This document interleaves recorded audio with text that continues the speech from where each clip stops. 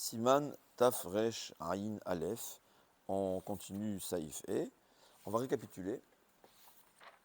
C'est-à-dire, puisque Chachamim ils ont vu, c'est-à-dire à l'origine la mitzvah était, comme on dit, d'allumer dehors. Une fois que Chachamim, on a vu que c'était dangereux, donc Chachamim ont changé les lois de la mitzvah et on peut l'allumer à l'intérieur. Beaucoup de poskim pensent qu'aujourd'hui, puisque ce n'est plus dangereux, on revient à l'origine. Il faudra allumer dehors. C'est quoi dehors, comme on a dit? Si quelqu'un il a sa porte de maison qui donne directement sur la rue, ce sera sa porte de maison qui donne sur sa rue. Si entre sa maison et la rue, il y a un jardin, là, la majorité des poskim disent qu'il faudra allumer à la porte du jardin. Si entre sa maison et la rue, il y a une chambre d'escalier, c'est une grande machloquette. Je ne sais pas si on peut trancher. Il y a beaucoup qui disent qu'il faudra allumer à la porte qui donne vers la rue. Il y a d'autres qui disent qu'il faudra allumer à la porte de sa maison qui donne vers la chambre d'escalier. Parce que c'est au fait de la chambre d'escalier qui est considérée comme la rue. C'est une grande machloquette. Comment faire? Si on a un rave, on suit son rave. Sinon, personnellement, pour moi, ils sont tous mes rabbanim. Je vous dis franchement, je fais les deux. C'est pas grand chose, ça coûte pas des millions. Ouais, on allume à la porte de la maison qui donne à la chambre d'escalier et en bas qui donne dans la rue. Je parle en Eretz Israël qu'on peut allumer dehors. En France, je ne sais pas si on peut allumer dehors. Je peux comprendre que c'est très gênant. Mais par contre, c'est revenu à l'origine qu'on va allumer à notre fenêtre. Ça, je ne pense pas qu'en France, c'est dangereux. Dans le temps, c'était dangereux d'allumer à la fenêtre. Donc, Chachamim, ils ont institué d'allumer sur la table, dans la chambre. Mais aujourd'hui, je pense que même en Chutz La'aretz, il n'y a aucun problème d'allumer à la fenêtre. Au contraire, c'est connu. La seule question qui se pose, si je suis dans une rue où je sais qu'il n'y a aucun juif qui y passe, là, il y a qui dirait qu'il n'y a pas, c'est une marloquette, est-ce qu'il y a une mitzvah, pirsoumanes, chez les non-juifs ou pas? C'est une grande discussion. Donc, ça réfléchir, quelqu'un qui se trouve dans une île et il sait qu'il n'y a pas de juifs qui vont passer par là-bas, bien que je pense qu'il y a toujours des juifs partout. Et on ne peut pas jamais être sûr qu'il n'y a pas de juifs. Donc, c'est sûr qu'on pourrait, a priori, il faudrait allumer à la fenêtre. Si ma fenêtre est trop élevée, on verra. Donc, c'est-à-dire, je m'excuse, il faut continuer la halakha. C'est la halakha vav. Quand on va arriver à la halakha vav, on va parler de ça. Donc, pour l'instant, on reste. On va allumer à la fenêtre. Je précise dans le cas où la fenêtre est moins de 10 mètres du sol. Parce que si la fenêtre est au-dessus de 10 mètres du sol, Esrim Ama, la Gemara a dit que les gens ne perçoivent pas la bougie. Et donc, puisque les gens ne perçoivent pas la bougie, il n'y a pas de pirsoumanes. Dans ce cas-là, il pourra allumer à l'intérieur de sa maison sans problème. Évidemment, celui qui est gêné, il faut savoir que là, la halakha reste que si on veut, on peut allumer à l'intérieur, puisque Rahamim ont institué qu'on pouvait allumer à l'intérieur. Tout ce qu'on parle d'allumer dehors ou d'allumer à la fenêtre, c'est la coutume actuellement qu'on voit, qu'on revient petit à petit à la halakha d'origine qu'il fallait allumer à l'extérieur. Mais à savoir, celui qui ne peut pas, et les chassidim même a priori c'est ce qu'ils font, parce que dans la chassidut, il y a beaucoup, dans la Kabbalah apparemment, il y a des raisons d'allumer à l'intérieur. Les chassidim, il reste d'allumer à l'intérieur. Peut-être que j'ai vu les choses, peut-être que je me trompe, mais ce que moi je vois, que les chassidim, ils continuent à allumer à l'intérieur, et je pense que dans la chassidut, on explique l'importance d'allumer à la maison, mais le reste, les Sfaradim et les Ashkenazim, ce que je vois, la majorité, on essaie d'allumer dehors, on n'est pas obligé. Ce qu'on veut dire, quelqu'un qui veut rester chez lui à la maison, allumer sur sa table, comme la halakha l'exige, le dit, il n'y a pas de problème. Mais l'idéal, pourquoi ne pas faire mieux, puisque tous nos rabbanim disent qu'il faut oui le faire, a priori, de façon de publier. Et personnellement, je pense que c'est bien de publier, de montrer notre orgueil de nos mitzvot. Parce que malheureusement, il y a trop de juifs qui ont gêné d'être juifs. Et des fois, quand on leur montre qu'au contraire, ça pourrait influencer nos amis. Pourquoi pas?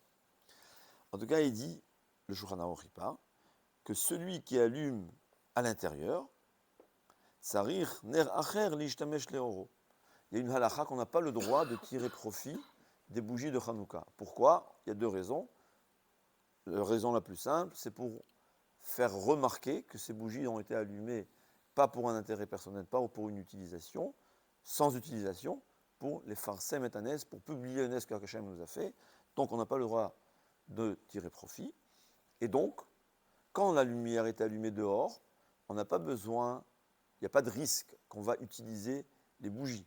Mais quand on allume à l'intérieur, comme il dit, le Shulchan Aruch, Beshaat Sakana, dans les endroits, dans les moments de danger, on va l'allumer dans sa maison, sur sa table, parce que les goïms nous ont interdit d'allumer les bougies, comme en Russie, tuant des communistes par exemple. Mais dans ce cas-là, on est obligé d'allumer une bougie en plus, qu'on appelle le shamash. Pourquoi ? Comme ça, même si par hasard, il va, par erreur, vouloir utiliser les bougies, il va s'avérer qu'il va utiliser la bougie du shamash, qui est, lui, elle est permise à l'utilisation. C'est la raison aussi pour laquelle on met le shamash en haut. Comme ça, si je m'approche et je veux compter quelque chose, au fait, on va dire que la lumière, la bougie qui est en haut, donne plus de lumière que celles qui sont en bas. Maintenant, il faut savoir, et dit, Ve'im yesh medora, s'il y a un grand feu de bois, la cheminée, et notre sarich ner acher, il n'a pas besoin d'une autre bougie, parce que quand il y a la lumière qui est allumée, il y a une grande lumière, on n'a pas besoin, il n'y a pas un risque qui va utiliser les bougies de Hanouka.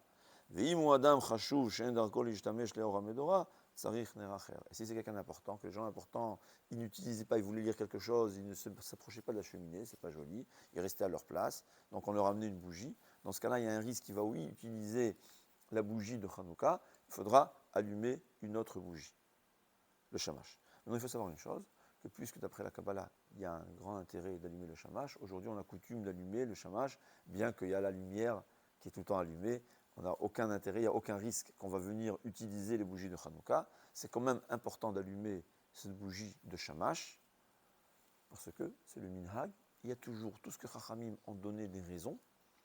Il faut savoir que les raisons que Chachamim nous ont dévoilées, c'est le top de l'iceberg. Mais en réalité, il y a des centaines de raisons, et tous les Mekoubalim vous expliqueront ce qu'Akadosh Baruch Hu nous a dévoilé, peut-être des dizaines de raisons pour chacun des takanot Chachamim, et en réalité, il y a des centaines et des milliers. Que eux, Chachamim, savaient, et que Bezat Hashem en saura quand on arrivera en haut. Mais, donc c'est la raison pour laquelle, même dans le cas où la raison n'existe pas, comme le shamash, on va continuer à allumer le shamash. Évidemment, celui qui ne peut pas, la mitzvah, c'est le nerf. Quand quelqu'un il lui reste une seule bougie, et bien il va l'allumer, il n'y a pas de problème, il a accompli la mitzvah. Vav, manicho le ma'ala mishlosha tefachim. Là, il y a une halakha qu'il faut allumer au-dessus de 3 tefachim, et mitzvah, les hanicho, les matame asarat tefachim. C'est-à-dire, il faut l'allumer au-dessus de 3 tefachim. Ouais, chaque tefar, c'est 9,6 ou 8 cm.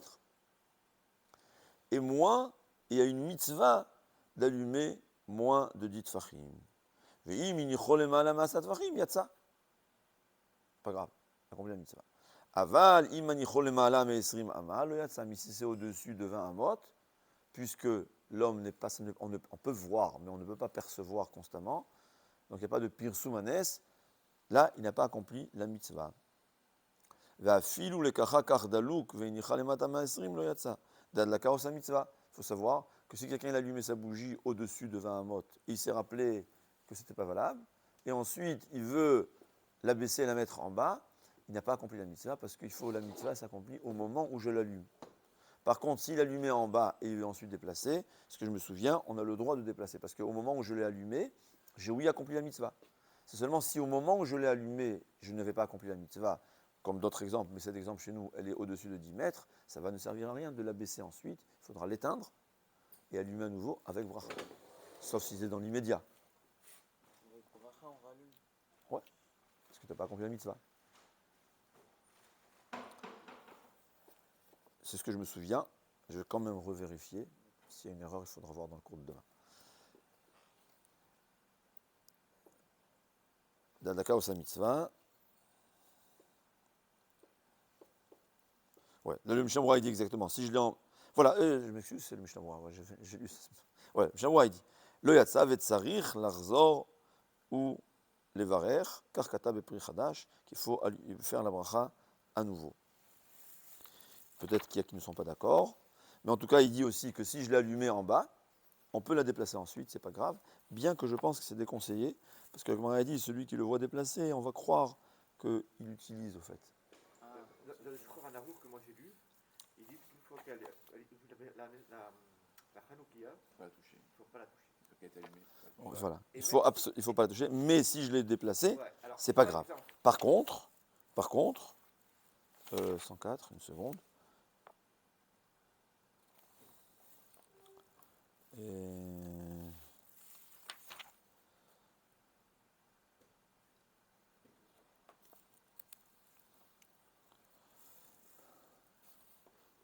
C'est ça, il dit. Voilà. Donc quelqu'un refait la bracha, Dafka il met siach dato mina adlaka. C'est-à-dire, il a allumé, il est parti faire ses affaires, et là il s'est rappelé, le Rav lui dit écoute, le tata est dechova, il lui téléphone, j'ai vu que ta bougie était trop haute.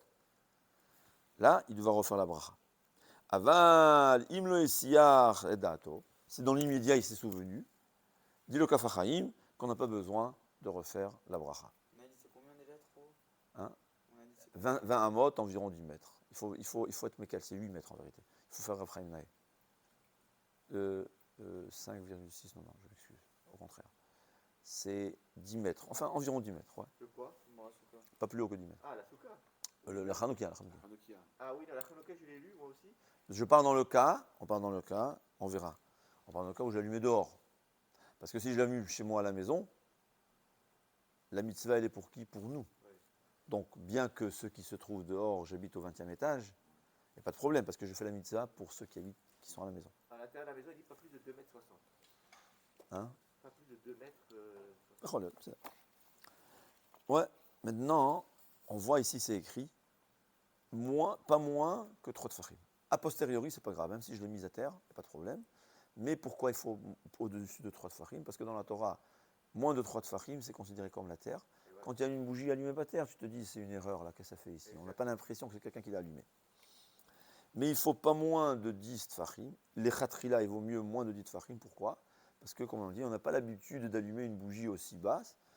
Et quand quelqu'un voit, il y a le Pirsoumandes. Mais le Mishnah Berurah ramène, il y a qui disent qu'aujourd'hui, puisqu'on allume à l'intérieur de la maison, donc on va dire la mitzvah a changé, donc on peut faire a priori même au-dessus de 10 tfachim, mais dit le Mishnah Berurah, c'est quand même, il vaut mieux faire en dessous de 10 tfachim, on reste à ce que le Shulchan Aruch nous dit.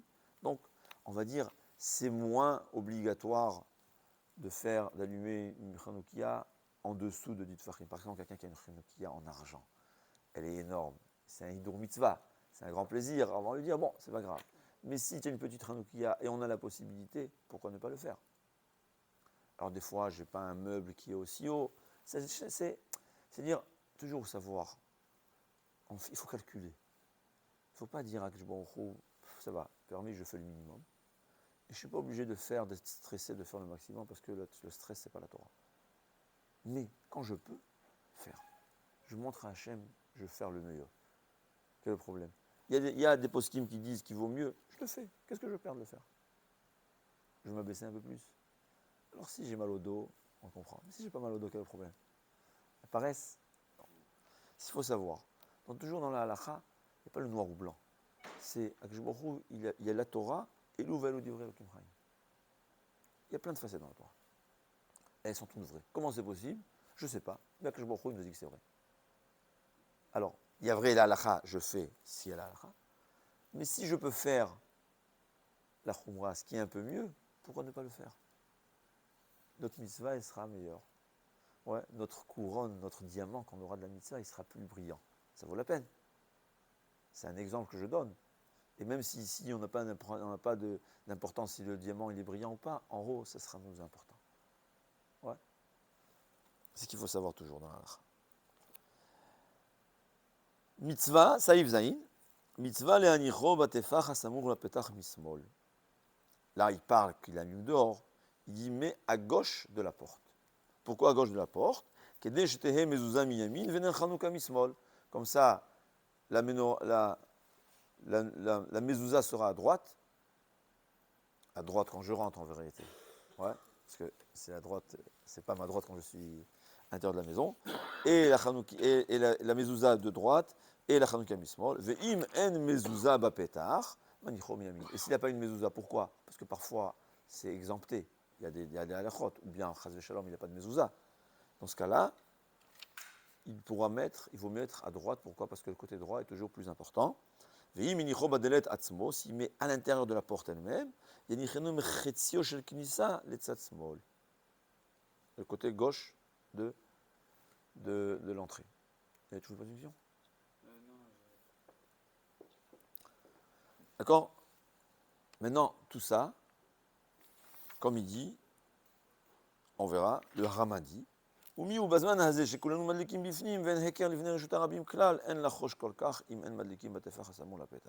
puisqu'aujourd'hui on allume à l'intérieur, sur la table, c'est moins important d'allumer à la porte, mais il dit quand même, le minhag il est, les hadlik batefach hasamur la pétar, kemo bimehem, on continue comme on avait la coutume avant, on va allumer à l'intérieur, à droite, de l'autre côté de la mezouza, on va dire à gauche de la porte.